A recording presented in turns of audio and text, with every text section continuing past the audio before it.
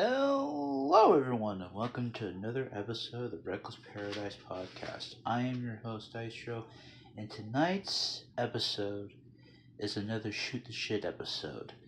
I think this is episode 44. I could be wrong about that. Um, but, we're here. It's another Shoot the Shit episode, and let's do that, right? So, it's literally the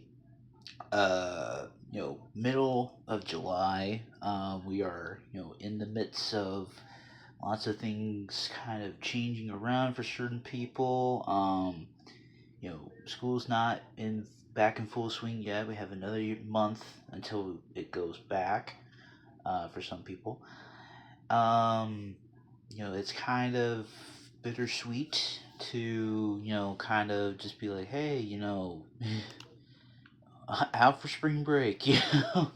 Uh, I have spring break, almost every single day.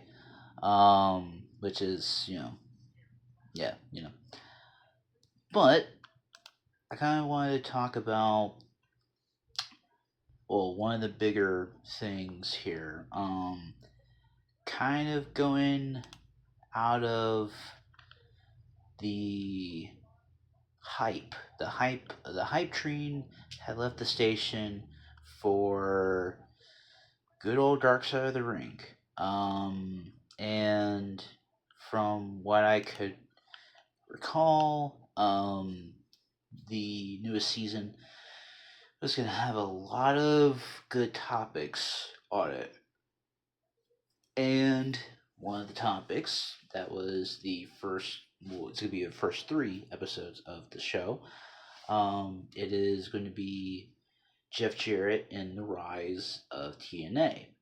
And I had asked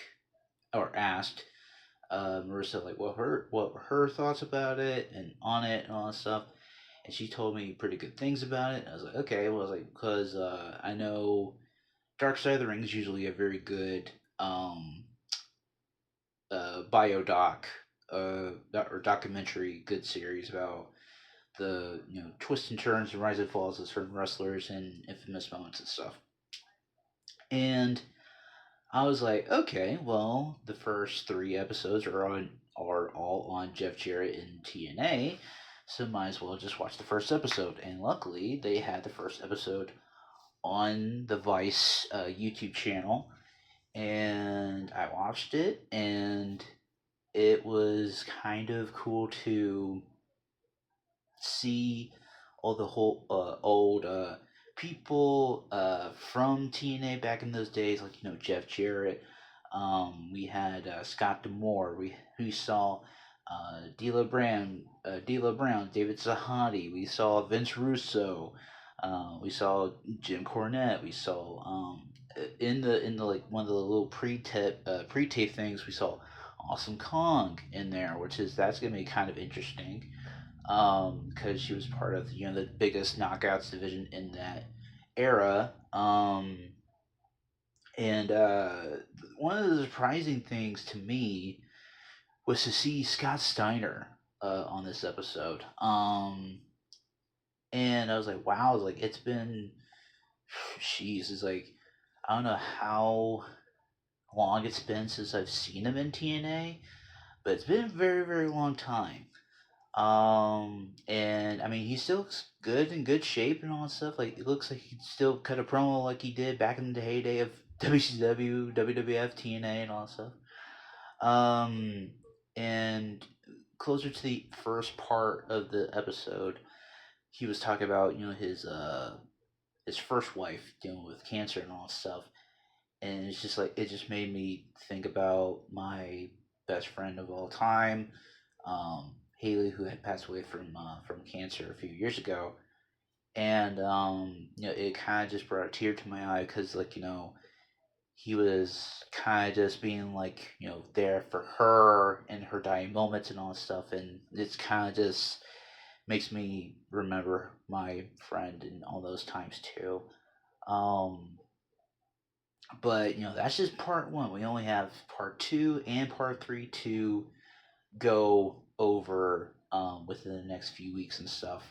Um, but I think this was like a very good, solid like first episode for the new season.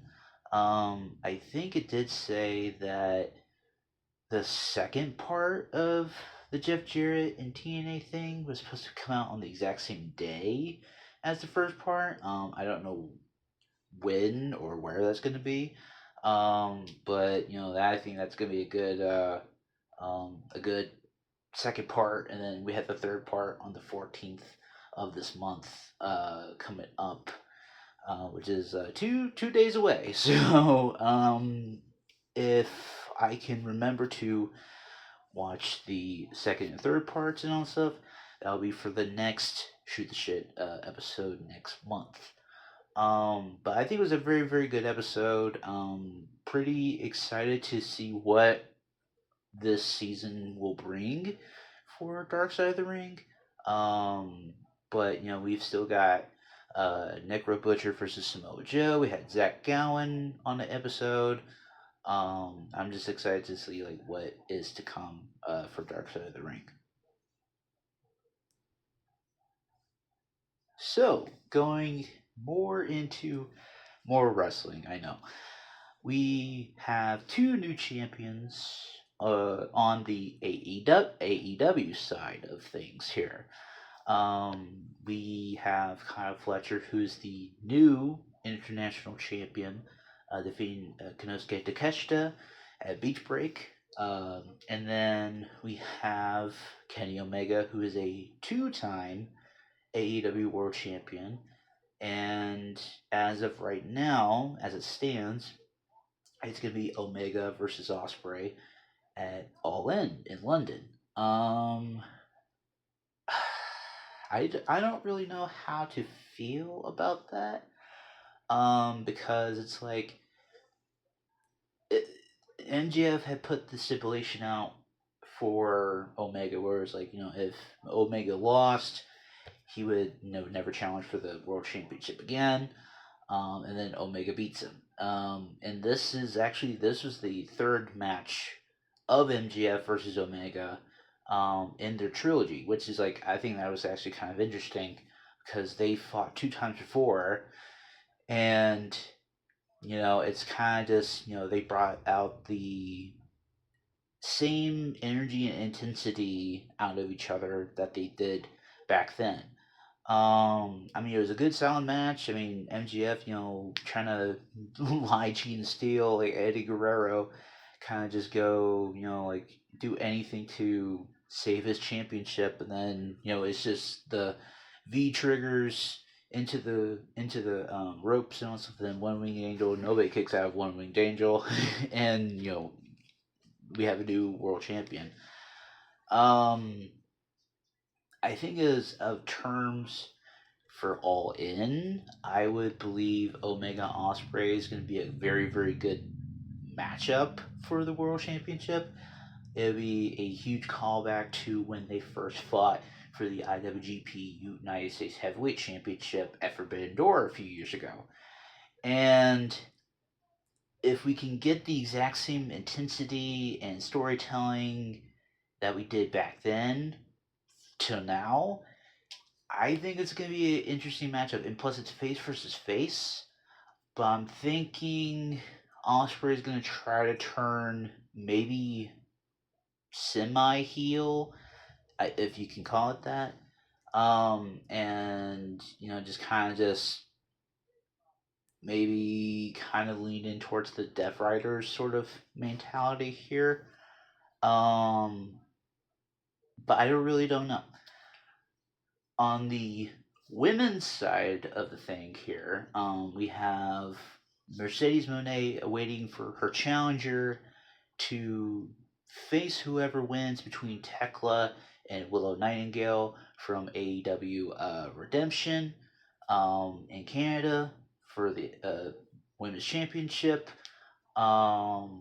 If they go the Tekla Mercedes route, it's gonna be heel versus heel, and I don't know if they're gonna try to pull the trigger on Mercedes Moné being the women's world champion, because every single time that she's tried to do it, she fails.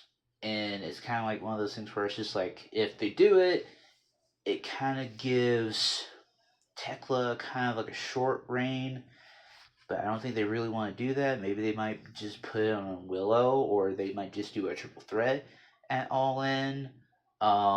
Which I mean, I wouldn't be down. I wouldn't be surprised if they do that. Um, but whichever route they go, I think it's gonna be a good matchup. Um, for the rest of All In, I really don't know what's gonna happen there.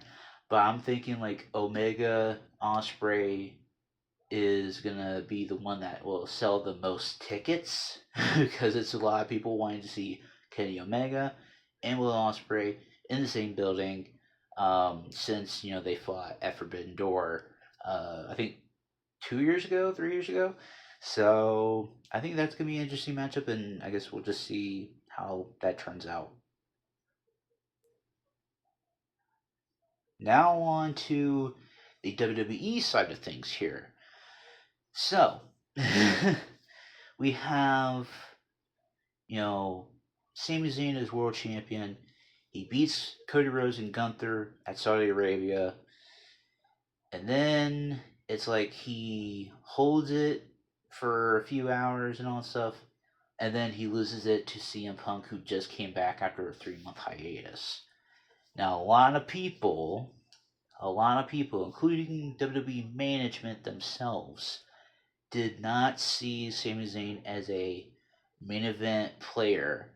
I wonder what that could be, because didn't they just do the exact same storyline with Daniel Bryan many, many moons ago when he was facing the Authority and going after the WWE World Championship, and Randy Orton was that person and all that stuff? Like, that's interesting.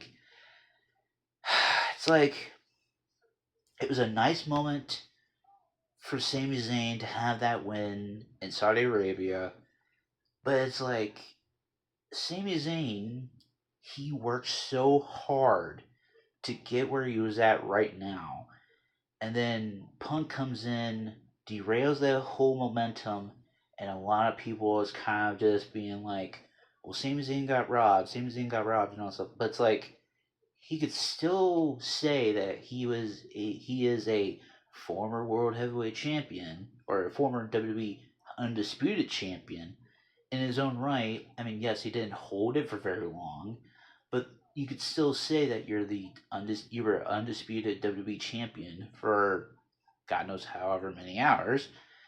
It's kind of like the 2011 when WWE had vacated the WWE Championship, and Rey Mysterio won it in a one night tournament, and then John Cena comes in and just like, hey, like, I'm gonna fight you tonight. It's like, I'm gonna come for that championship, and then Rey Mysterio loses to John Cena in the main event for the WWE Championship. It feels like it's just like that rehashed all over again, which kind of sucks. um, and I think it's just kind of interesting that the lead up to SummerSlam is going to be Punk and Cody Rhodes. Now, if they put Sami Zayn into it, it'd be an interesting triple threat for SummerSlam. I think if they want to go that route, that could be an interesting match, triple threat for the WWE Championship. Um, I really don't know how it would go, to be honest with you, because it's like, Punk just won the belt. Cody Rhodes is like the former champion chasing after Punk, and then you have Sami Zayn, who is another former world champion, chasing after Punk and trying to beat Cody Rhodes and all that stuff. It's just like, I don't know what could work, what can work.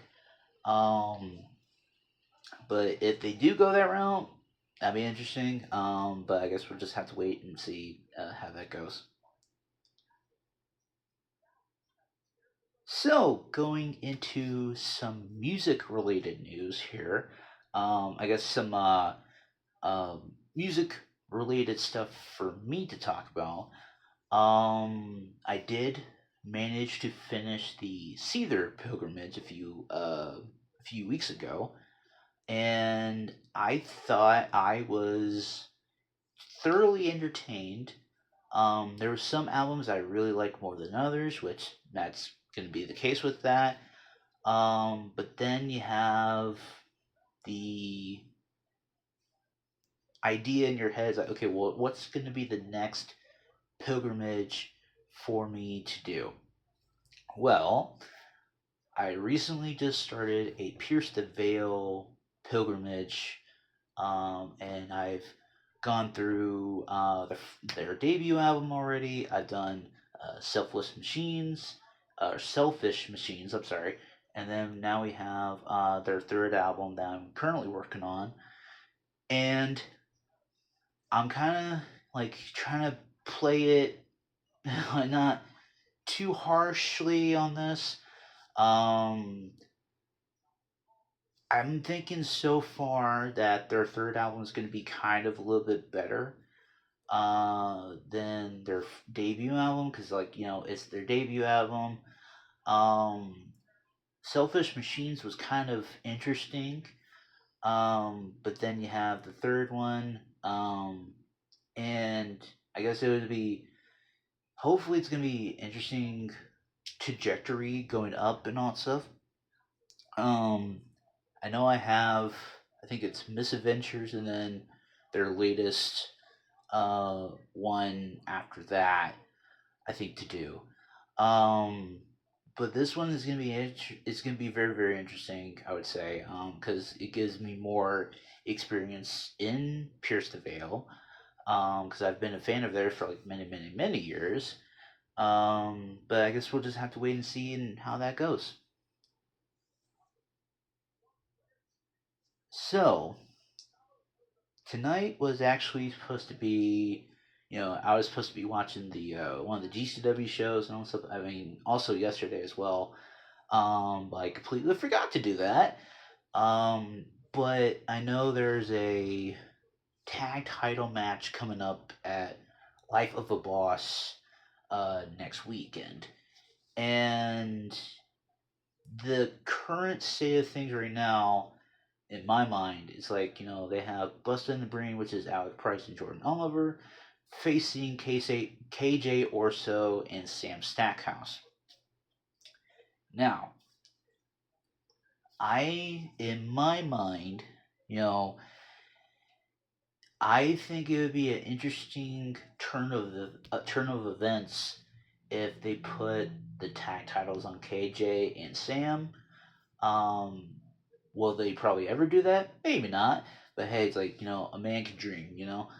Um, I think it's kind of time that they could put the belts on somebody that can be more open to heel versus face teams.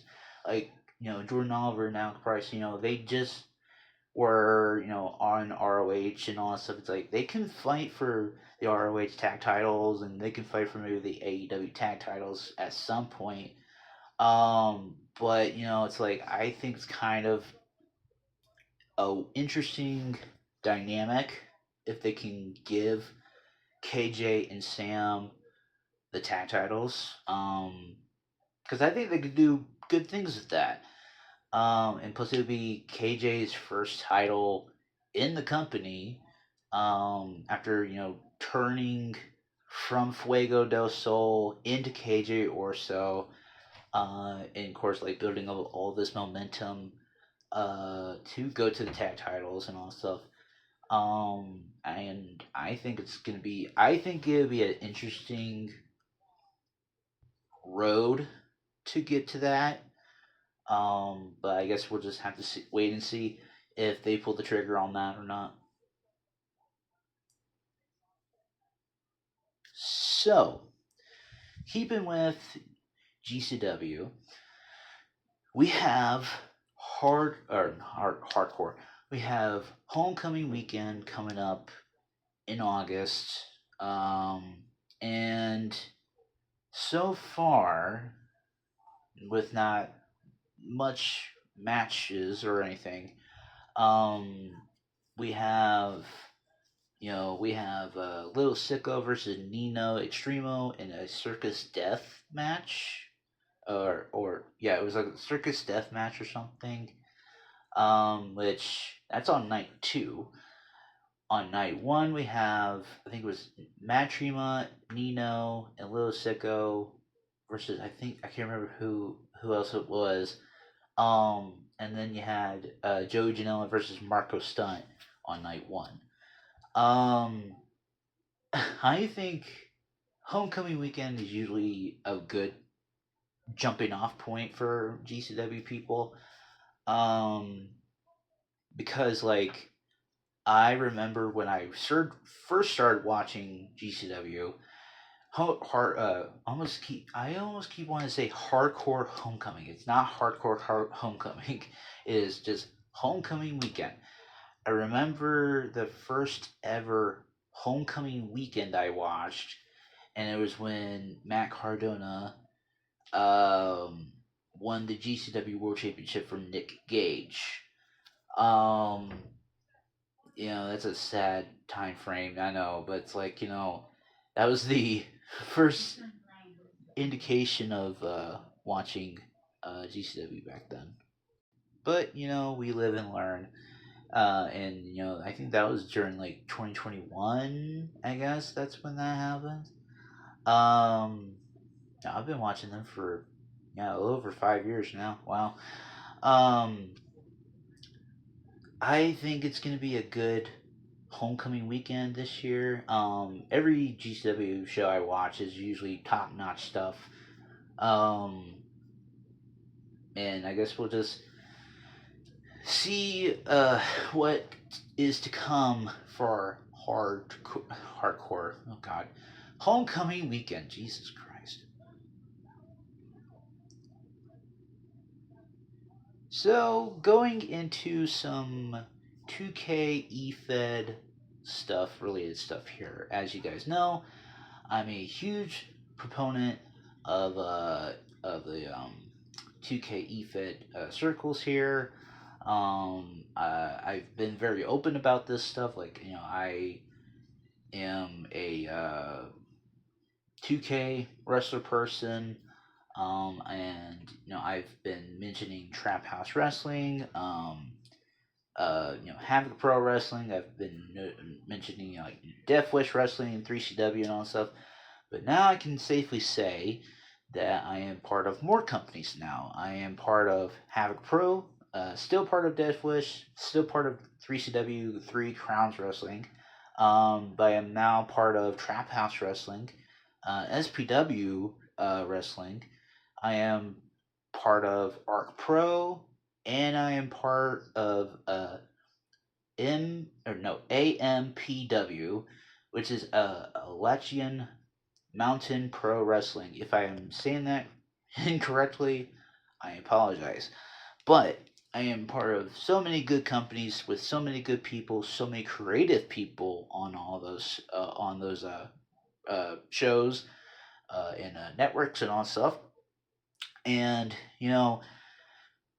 things are gonna be looking on the up and up. I might be talking about a lot of more 2K related stuff as of now.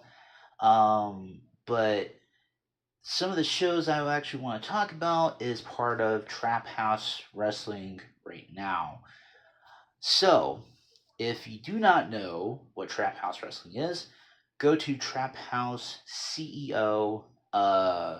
Go follow the YouTube channel. Go follow the Twitter profile. Go follow the main man Lamar. He's the head honcho, head mastermind, solo dolo commentator on all the shows. He does a fantastic job putting all this shit together. Go support the guy. And I'll put the links and all that stuff in the comment or in the description down below. But come watch the YouTube shows and also like he does Trap House Wrestling on he does it live. He does Skate Zone, which is like the um, other brand and all stuff. I don't want to say brand, but it's like it's his own thing, and he can just tell you how it is, you know. But you know, we have we have uh Trap House Live, which is in Camden, New Jersey. We have West Philly coming up. We have Pittsburgh, PA. We have San Jose, California. We have West Philly. We have Baltimore, Maryland. We have Orlando and Miami coming up, which is where my guy, Chris Chambers is from, around the Orlando, Miami area. We have West Philly, and then we have Big for Mercy, which is our biggest pay per view in West Philly. And then the whole schedule will restart every pay per view cycle. And go follow the channels. Just to keep up with everybody on Trap House Wrestling.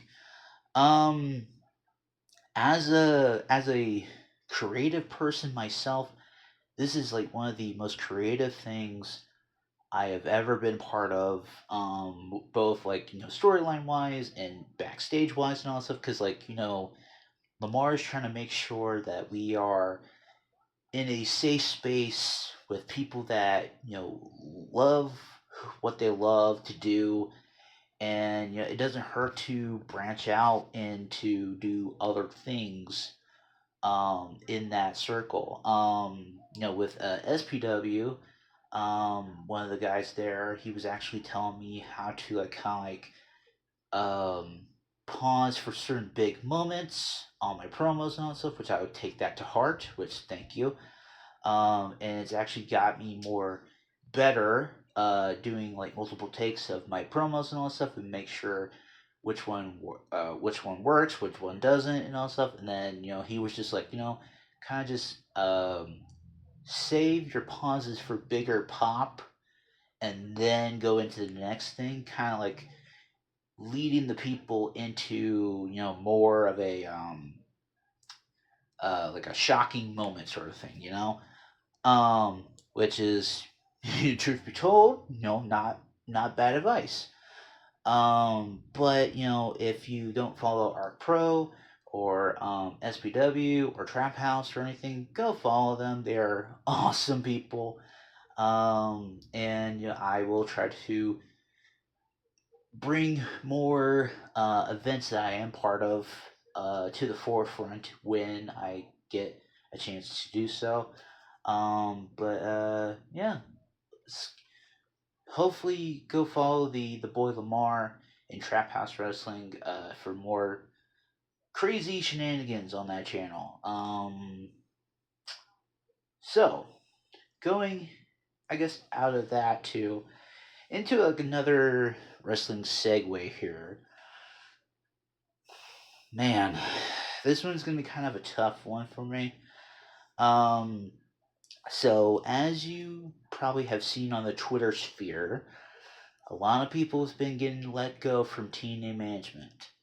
More so like Eric Young, Tommy Dreamer. We've got Sammy Callahan had left as a, I would say not as like as a person, but it's like I guess he just cold, just gone. Um, and it's kind of a shocking thing because Eric Young's been a TNA ride or die since day one at that company. Um, Tommy Dreamer's been there since like I would say early 2012, 2013 maybe. Like he was like behind the scenes sort of thing involved, and also an active person. I know Sammy was there during like COVID, I think. Um, but it's just like it's like if they keep letting all these people go, it's like what is going to be the downfall for TNA? Because some of these people are on like maybe per show or something like that contracts for people. Because you have Matt and Jeff, you have Bear Bronson, you have Brian Myers, you have Eddie Edwards, you have BDE, Brandon Does Everything. You have like all the knockouts and all that stuff too. And it's like they had to probably get rid of like those three people just to like have some like budget room. But it's not like, they're not putting on banger shows. It's like they are, but it's like where are or what is going to be the talent pool if people could just keep leaving, which is sort of kind of sad. It's kind of sad. Um, but I really don't know what's going to happen with that. But I guess we'll just have to wait and see if people keep starting to leave. So to round up this episode, I want to talk about more WWE stuff, but most importantly, SummerSlam. Case in point, in the next month of episodes, I am going to be covering two SummerSlam pay per views, in a versus battle here. So I wanted to talk about the current SummerSlam card as of right now. We've only got 6 matches announced to go to or to get through, I should say. So we have Penta versus whoever wins, I guess the Battle Royal or something on Raw, to go to SummerSlam to face Penta for the IC Championship, the Intercontinental Championship, as I say. Um, we have the Queen of the Ring finals revitalized again for with Liv Morgan versus Io Sky for the WWE Women's Championship. We have Brock Lesnar versus Obafemi in Hell in a Cell, which I think that match is going to be good. It is going to be good. I think if they just do a slow build on it and not go like just completely balls to the wall or anything, I think Hell in a Cell should open one of the nights on SummerSlam. And, because like Brock's, I think it's like Brock's one, and then like Obafemi's got one, so it's the rubber match between both. And it's like, I wonder what's going to happen in Hell in a Cell. Because we know either one of them's going to go through the cage. There's going to be lots of weapons. And I would say hopefully Obafemi goes out on top here. Which he should because he won King of the Ring, and they shouldn't just demoralize his pop, or his rise, I should say, just for a Brock Lesnar win. Um, then we have Roman versus Seth frickin' Rollins for the World Heavyweight Championship. Um, I'm thinking this is where Roman's gonna beat Seth this time, hopefully. Because I hope that we get Oba versus Roman, which that's gonna be a huge match because both Roman and Oba can cut pretty good promos, and I think if they really want to put the rocket ship on Oba, maybe just give the belt to Oba, and have like a very, very, very, very good dominant reign as World Heavyweight Champion. Because like if they really don't do that, I think he should maybe be United States Champion, maybe IC Champion. Um, but I just don't really know how that would go. And then one of the main events, I guess, on one of the nights is going to be, like I said, in the Punk Sammy rant here. We have Punk versus Cody Rhodes for the WWE Undisputed Championship. Um, I think, I think a lot of people is probably going to be either booing Punk or booing Cody. Um, Again, like I said in that previous rant about Punk and Sammy, I think if they put Sammy in the match and make it a triple threat, maybe it would be like a good rehash from what they did at Saudi Arabia earlier this month. That I do not know. And it's kind of like just the current landscape of things right now. It's like I don't really watch WWE like that. I haven't really watched it like that. Um, it feels like to me that there's maybe that's but what they could do. I know like one of the bigger other thing on SmackDown was Baron Corbin returning, which is like that's crazy. We haven't seen him since he like got let go many years ago. Um and I guess he is probably inserting himself within the US title picture because he completely demolished Carmelo Hayes and Rick Williams. So maybe that's what they could allude to for SummerSlam. A triple threat for the United States Championship. Trick versus Corbin versus Carmelo. Again, I don't know.